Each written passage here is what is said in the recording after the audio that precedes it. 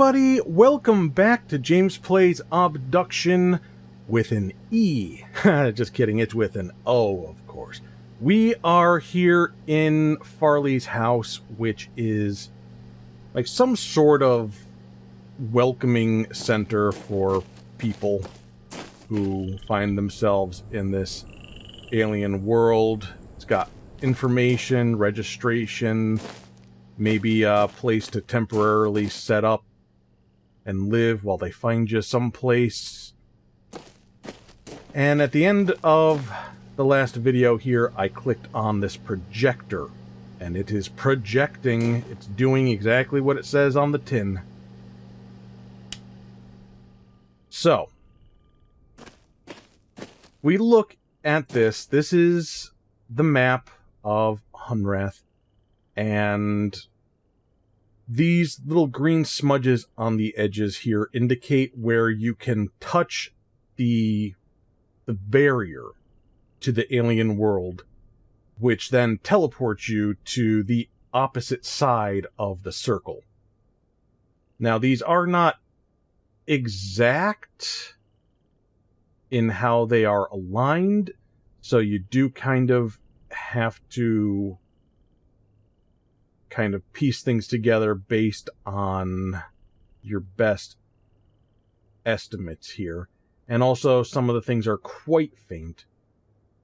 But yeah, so revisiting this, we have this lake and a bleeder, I guess is that tall tower in the middle of the water. And then there's a tunnel through the rock where there is a connection point.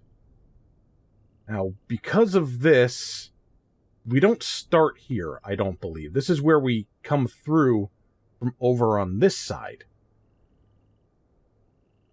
which is very strange, because I don't recall seeing this. Now, this is where we started in, and we come through, as it's called, the entry canyon. And so this is all rock. This whole area here up against the old town.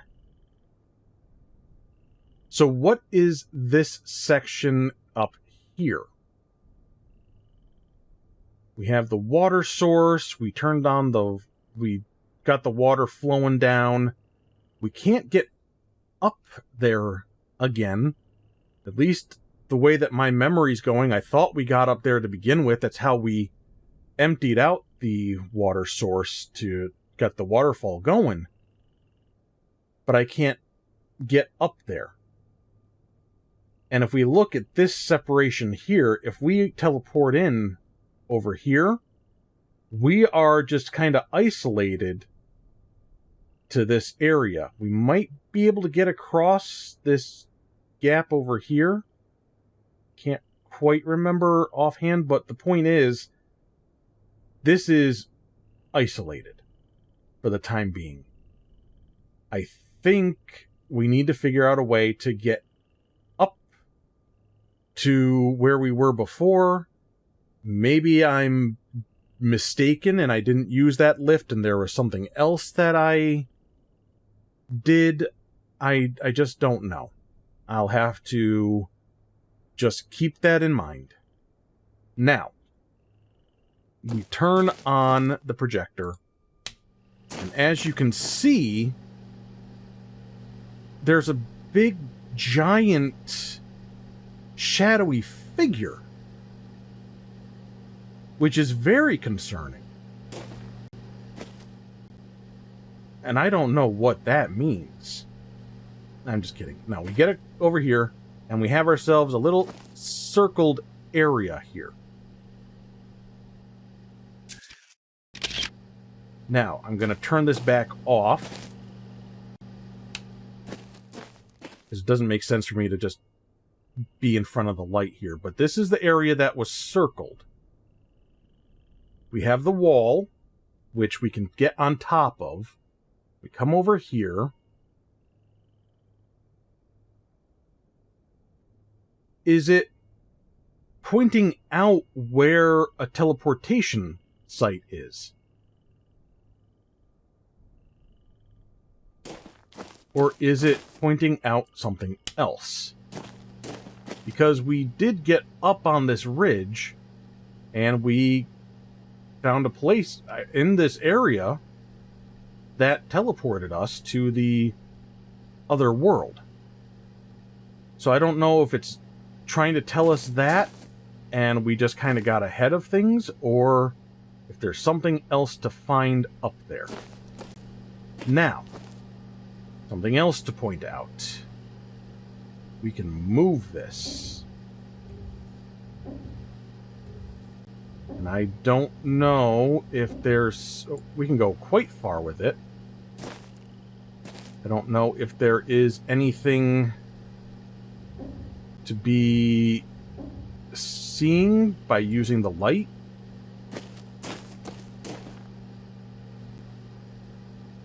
We'll just kind of go around, and I don't see anything. It seems to be pretty much set up to be aligned with that. So we'll leave that as is. Then we have this, which I can't remember if I took a picture of or not, but it looks like the number 15. But I'm going to make the assumption that that is not so simple. And then just to check, there was nothing behind here, was there? Let's try this real quick.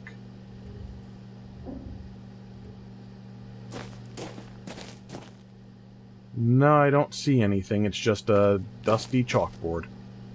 You never know. Sometimes there's things that might be illuminated by light. So, just seeing if there's anything else to kind of take a little peek-see at. I'm delaying the fact that we have more book reading to do. I figured might as well just...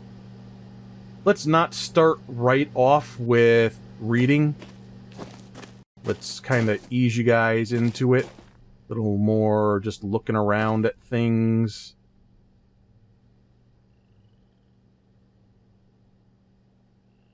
Okay. And go in here. Now, we didn't really take a good look at things in here. We just took a quick glance. This is a moldy old bear. Probably once loved by somebody and now abandoned, forgotten, and unwanted. Sad, actually. Now this, the record button is gone. Play button's intact.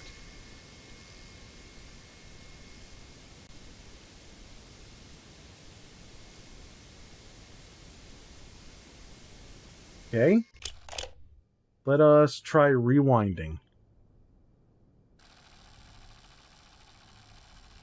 I mean, there does appear to be a tape in there. So, fact. Oh. Okay, let's not do that just yet. We rewound it the whole way.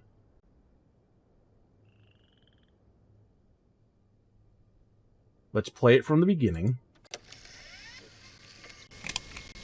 There we go. Well, I feel like I should say something. We haven't heard from Shavar. So,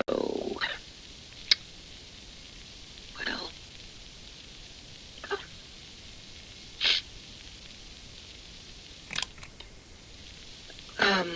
so we assume that Shavar, well, the attack is inevitable. We just don't know when. So, Shavar and her family And others she trusts, I guess. Well, they'll arrive when they can, without giving, like covertly.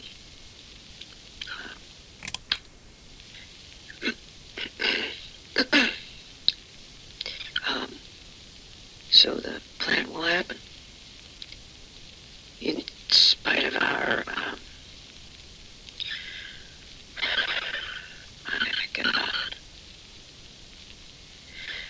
we're locking down as much as possible here and moving everybody out. CW will stay here, and I'll go to Murray at the last possible moment. Most are gone. There's just a few left here now. The mayor got out early. I don't even know why I'm recording this. For me. It's like somehow we'll live on or something. I guess this has meaning if someone listens, but who? A new one? A new arriver? Me. Oh, God, the kiosk out front. I need to update that message.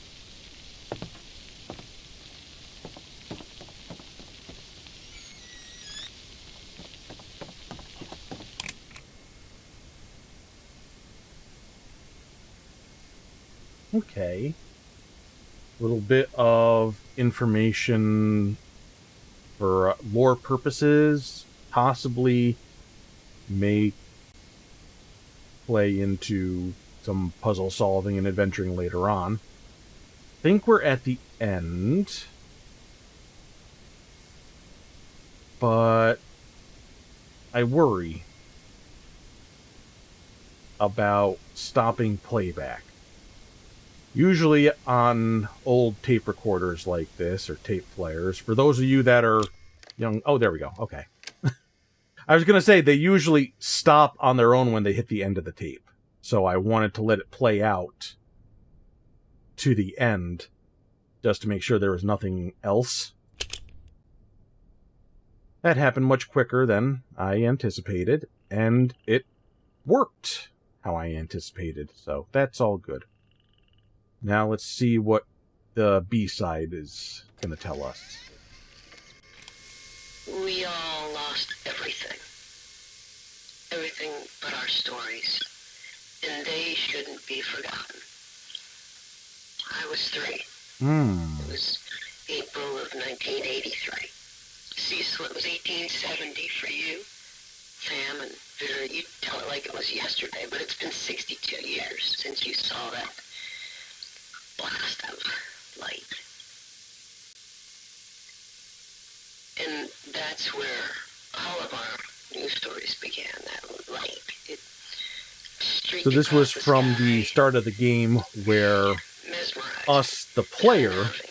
were getting Some this, of you were alone. I but now Dear Grandma, God the bless her, character we're rejoiced playing as as is getting some this. forebearer of good fortune. Vera, you said you recall smiling. None of us understood. But, well, we followed. Whether it was in the deep woods like Cecil or right outside town like Jane and Jenny, we were drawn to see more. Grandma lifted me from the carriage on the porch and walked into the yard so we could watch it unobstructed. Even in daylight, Joseph, you said it was gloriously bright. But in the twilight, it was spellbinding. And we all felt some kind of trepidation, and yet attraction as we approached it, and it approached us.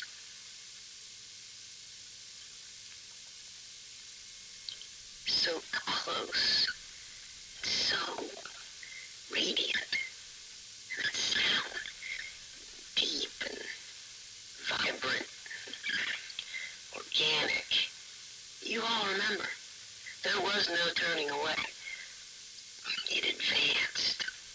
almost like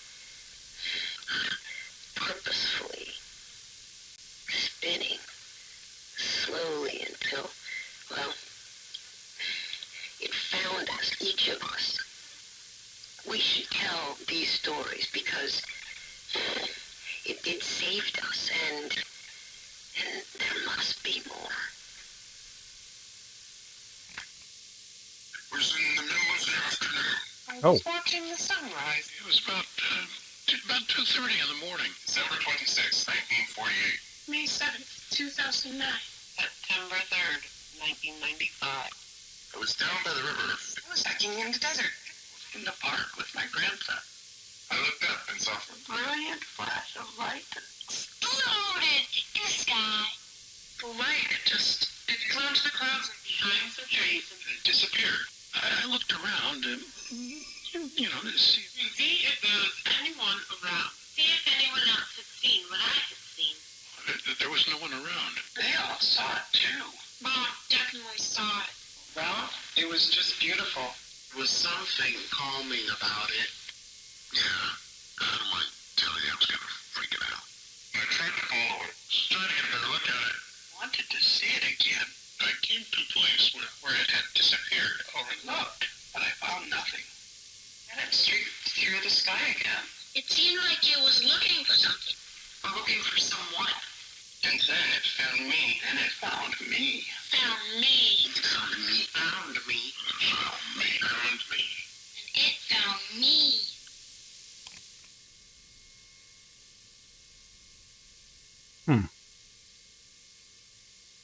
But why? That is the mystery, isn't it? Why were these things looking for people at these different points in time and transporting them here through time and space?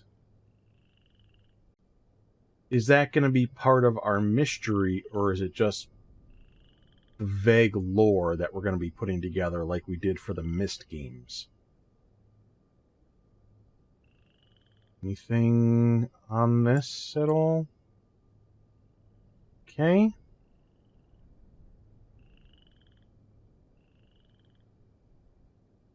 So we can put that down. Then we have the drawings, which we can't get a closer look at. A number of them are children's drawings, if not all of them. Appear to be portraying the different alien species and maybe depicting some sort of violence. I mean, there's a reason why they kind of locked everything down and left this place. But where did they all go? We got a name, Murray. Is that where we've been checking out? Can't remember. Okay, so let's take a look at this. Okay. 1 seed pair?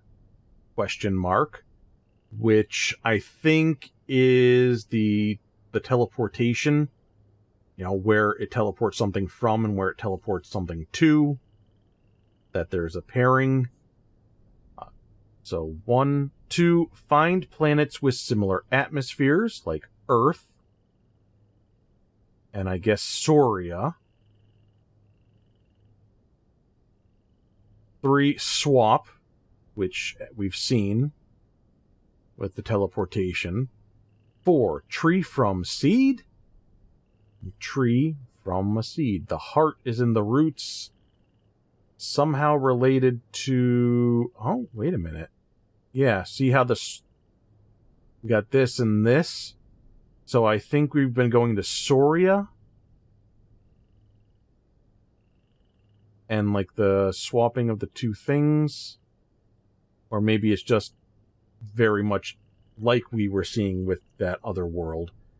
But now we have these lines coming off for the tree, which might be located in this section. The hearts and the roots. If this colors mean anything, then we have the representation of Earth and Soria. Two other places. We have these connections. Now, what does the horizontal and vertical lines mean? I'm not sure right now. Heart connected, path open when mature. Heart superposition, 4 species meet. What happens at fruition? Swap where? Home? When? May be dead? More seed pairs? Scattered throughout the universe? Why scattering? Yeah, I got very much similar questions. I wonder if this game will give answers. But going back to that, for species meet, we've got our books and our notes and this and that. So we have the humans, we have the Mofang, the Arai,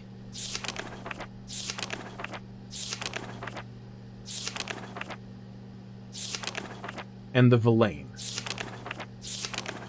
I should probably write those down, actually. Yeah, Mofang, Arai, and Villain.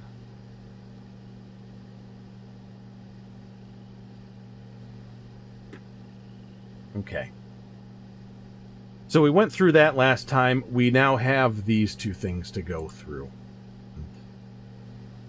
Communication. Talking with our neighbors. We take communication for granted, even with the varied languages we find here in Hunrath. But when we suddenly find ourselves among other intelligent species, who don't share our culture, history, DNA, or vocal cords, it requires a huge amount of effort for the beginning of rudimentary chatting. This quick overview will set the stage for what to expect when communicating with our neighbors. Mofang. The Mofang were the first non-humans we met. With at least some level of similar physical vocal generating abilities, they picked up human words quickly. This early mimicry resulted in what the species became to be called. Early mimicry resulted in... You called them the Mofang... I'm not making the connection. Moving on. Even though they were able to mimic single words and simple phrases, it became evident over the years that huge grammatical differences were not easily overcome. Some have proposed that the difficulty may have arisen because the Mofang insisted on attempting to learn every human language, and as a result were never able to lock onto any consistent grammatical structure. Jack of all trades, master of none. I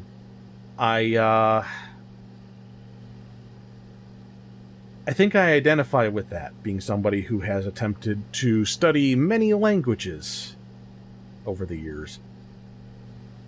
Nevertheless, in spite of the rudimentary sentence construction, it has been very easy to communicate, and it has been unnecessary for us to learn their language beyond a few simple phrases and proper names. If you'd like to learn more about communication with the Mofang, please contact Tam. Villain. The Villain have presented a particular communication challenge. From what we can gather, they produce sounds using two large reed-like structures inside opposite sides of their heads. The vibrations generated are channeled to resonance chambers in their skulls, where they are combined into a complex low-frequency dual tone. The low-frequency bitonal sounds are not only hard for humans to hear and resolve, but impossible for us to mimic. And the Villain's hearing is also oriented toward low frequency, so they are unable to hear most of the sounds associated with human speech. Therefore, communication with the Villain has relied on technology. They have adopted consoles, which the Villain fluently control with vocalization, for use by other species. Over the years, some individuals of other species, including a few humans, have learned to communicate very effectively using this method. Humans have been able to pick out some higher frequency characteristics of certain key Villain words over the years. And although we can't speak to them in a way that the Villains can understand, we are occasionally able to hear and recognize these words when spoken distinctly by the Villain. If you'd like to learn more about communication with the Villain, please contact Vito. Arai. None of the stages of the Arai morphology have any vocalization apparatus. Because of the obvious synchronization of the barnacle flash and the ability of the pawns to provide for and address the needs of the polyarchs, it was assumed that the species could communicate effectively. It was not until Farley began to spend large amounts of time in the polyarch antechamber that the first clues to this communication became evident. After months of research, Farley began to have limited success with receiving some kind of simple messages that were coming from the polyarchs. It is apparent now that the polyarchs had been attempting to communicate the entire time, but they themselves had been experimenting with various channels until they finally got a response from Farley. After this breakthrough, others were able to tune in to the polyarchs and learn to listen. Both the polyarchs and the pawns have a simple organ that can sense human vocal frequency, enabling them to sense simple responses from humans, but over the years, Farley was able to learn to speak to the polyarchs via a related form of extrasensory transmission. If you'd like to learn more about communication with the Arai, please contact Farley. Okay. Now, this book. Seed information. Okay,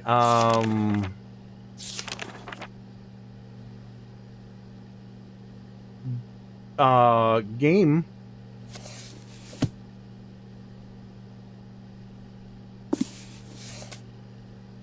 Why are you bugging out on pieces of paper? Also, this is kind of faint. I'm going to try my best. Ambassador seeds were first documented about 150 Earth years ago. They occur about once every 400 days if the trees remain healthy. Natural seed swaps occur between pairs of seeds that, we now know, dropped simultaneously from healthy trees in paired sphere. When each seed was touched by species in sphere, the swap occurred, sending an ambassador from each sphere to the paired sphere. Location of the swap is defined by the locations of the pairs of seeds. After the first swap, the seeds recharged quickly, allowing for a quick return. First meetings were intense, but naturally short. It was quite a surprise for both the Mofang and us. Over time, the seeds required more time to recharge, producing longer visits between species. Collector seeds. Everyone who arrives is familiar with the collector seeds, the bright light that we were all drawn to right before the event that brought us here is a collector seed. What new arrivers may not be aware of is that these seeds, like all seeds, come in pairs. When the tree drops a collector seed on the ground, it signals that its twin has begun its quest for a new being. That search may take hours or it may take years. When an appropriate situation, unnatural threat of death, is found, the seed activates and swaps a smaller but varying sized sphere from Earth, or whatever appropriate homeworld, here to Hunrath. As Hunrath becomes more populated, we would watch for a newly dropped collector seed, collect it, and place it in the entry canyon area. This allowed us to provide a more predictable entry experience for new arrivers, and provide a single area to collect any resources that may have come along with the new arriver. Unlike ambassador seeds and mother seeds, collector seeds do not seem to survive. The inner core is spent, leaving only a lifeless outer husk. What do we do about this game? Why is this bugging out on me? That's very strange and concerning. Okay, this appears to be the last page, though. Mother seeds. Postulated but unverified. First suggested by Alima Hamsa, 2232 BH, before Hunrath, maybe? The notion of mother seeds extrapolates the behavior of the lesser seeds to a superseed. She posited that the process that actually created the paired spheres was similar to all other swaps, but on a much grander scale. The idea is that two seeds from a mother tree were scattered on the galactic winds to find appropriately similar environments. When matches were found, some process was triggered that swapped large portions of landscape between vastly different worlds. Alima further noted that the trees' locations in the center of the spheres suggested that the trees grew from these mother seeds. Because of the similarities, it has been conjectured that respawning the entire environmental spheres, reswapping the entire environmental spheres might be possible with a larger scale version of the ambassador seed machine. Okay. I really hope that's the last page. So, we might be able to undo all of this.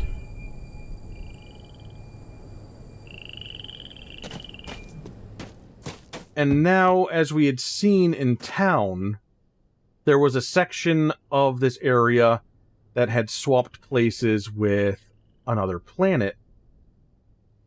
Maybe we need to get things back in order before something like that could actually happen. Maybe it was a good thing that we used that teleporter and put things back in their rightful places. Maybe we have to do more of that. Alright. So, what do we do now?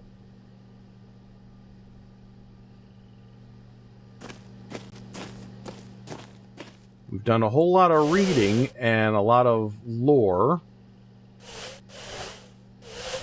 But I really feel like I just don't know what my next step is supposed to be.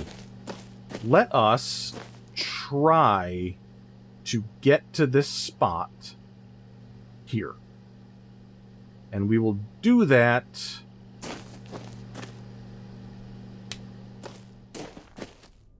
by getting here. So if we do opposites, we got that, and then that, and then that, and then that. So we are currently here. We can go back out of the tunnel and go over here, which would bring us up there.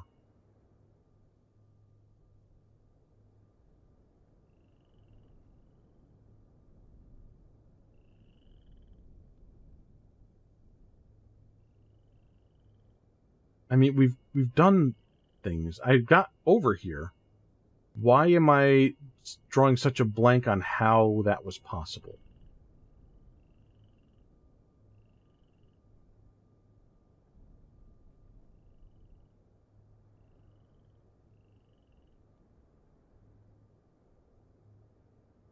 I guess what we're going to do is just kind of wander around. We'll take a look at this area here.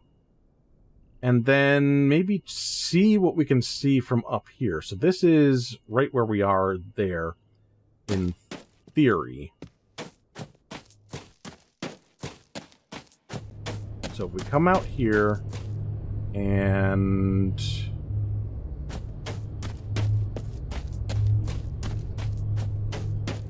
what is...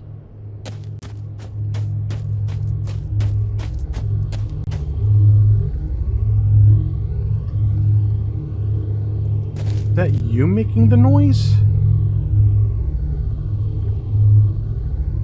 Must be. And we can see the bridge from here. Alright. So...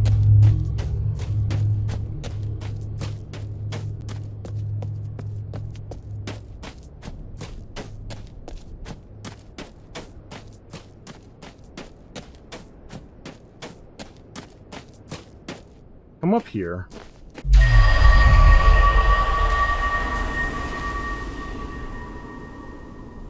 And I'm going to take a look at my picture, which is this one. So we teleported from here, and we should be here. We're on the other side of that bridge. That all makes sense. Right?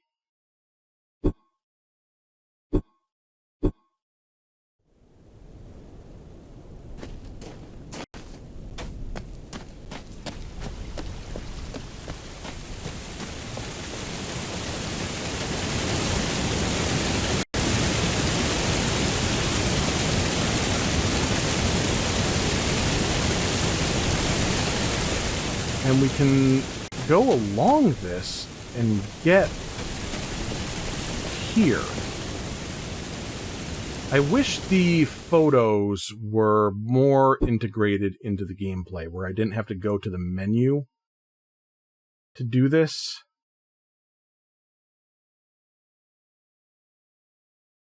So we've gone along this, and is that correct? We go here.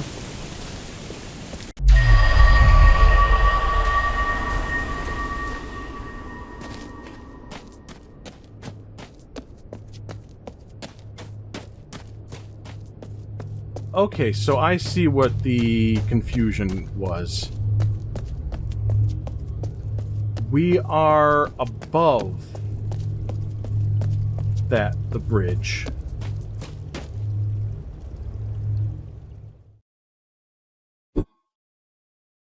So, you see, we come out here, and now we're currently going across here towards the scrapyard. But there's a tunnel in here that we aren't able to get to. Is there a higher point or a lower point that we're supposed to be able to change our orientation?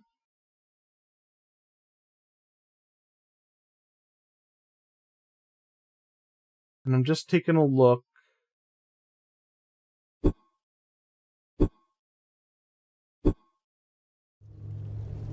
Yeah, let's not go do the rest of this just yet. Let's look back and see what there is to see.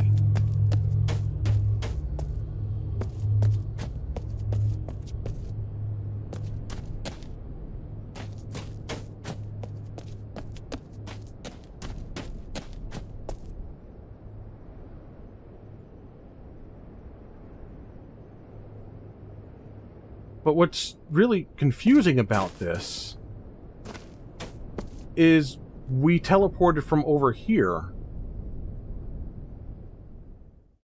I keep going back and forth, sorry, but yeah, we were here. And this goes like that. Yeah, how do we find ourselves in the lower part?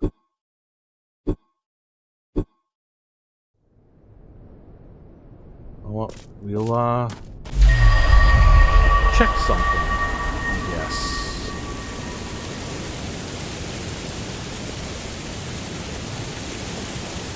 So if I come over here...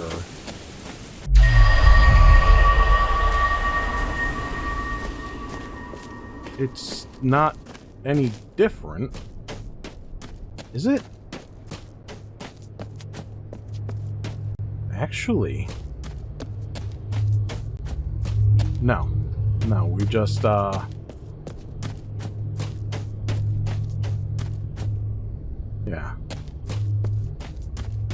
So...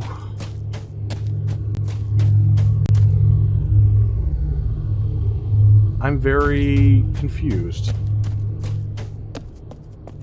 It's not like we can stray too far.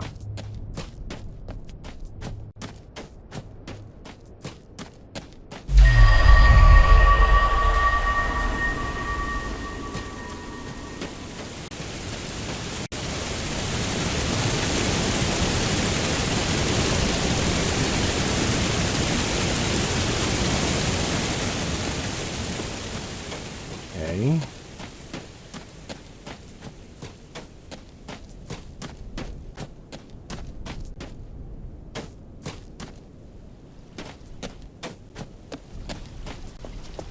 So we come over here, and we've got this, which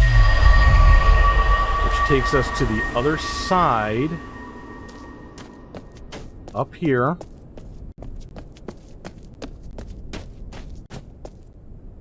Branches off, and we've got the sphere there. So once again... So right now we've gone here. We're going along here. Circle there. That feels far away.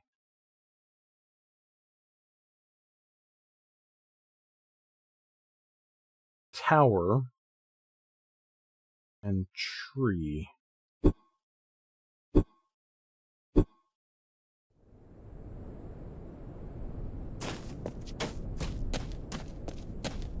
Yeah, we haven't even crossed by Farley's yet, so that is not what the circle is for.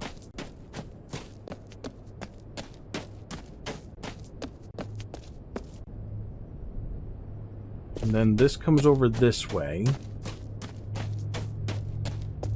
And I'm just doing this to see... like, anything?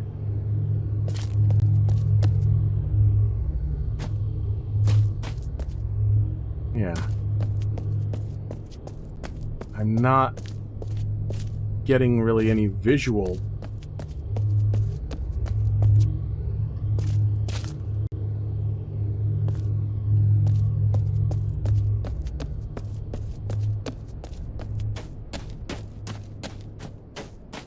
Okay, so back on the path. Now we're above Farley's. And we're going here.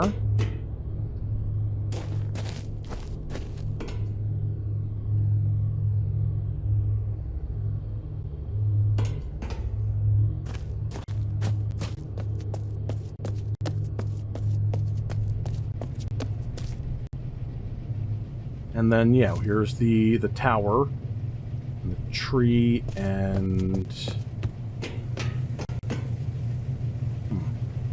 one second. This may end up being a choppy video. I just started noticing that there's an overload warning that's coming up, and I don't know why. The game wasn't doing that before. I'll have to check. Thankfully, at least the first half of this video was just me standing still and reading or listening. But now we are going out and exploring, and I'm very concerned about the fact that it is overloading so much. So...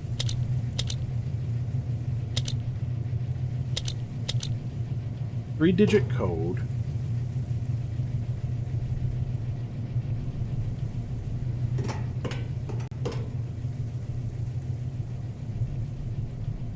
We should now be in the vicinity of where that circle was. Yeah.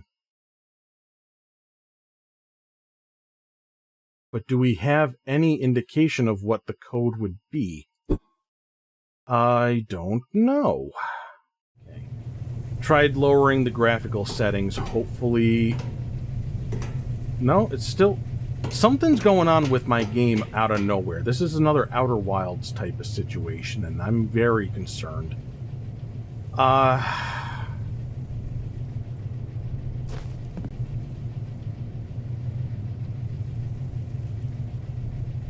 Well, we could make this a little bit of a shorter episode, I suppose. And then I can try to sort out my technical issues. And I can also kind of mull over some nonsense that I've encountered in the game and see if I can make sense of it. What do you guys think? Is a 40-something video okay with you guys today?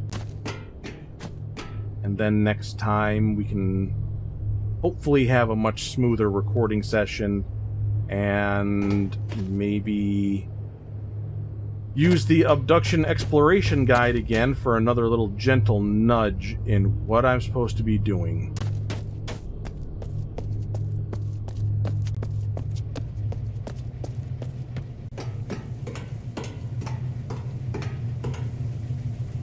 Three-digit code.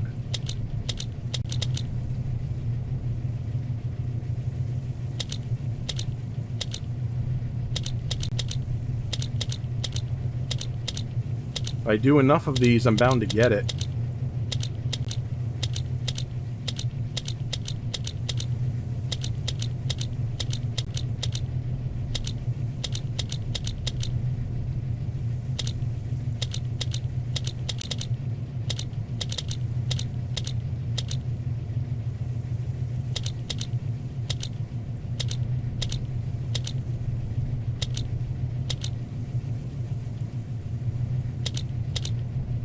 Ah, okay.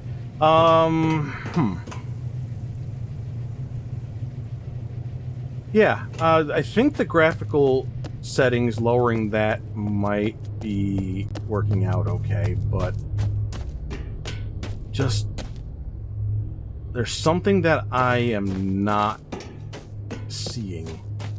We've gotta... It's gonna be another note situation. There was something that I overlooked, but I just don't know what. So, yeah, we'll call this an episode, and I'll see how bad the damage is with the footage, and then hopefully I can record the next video without any issues. Oh boy, yeah. Okay, so I love ya. I'll see you next time. Mwah. Bye-bye.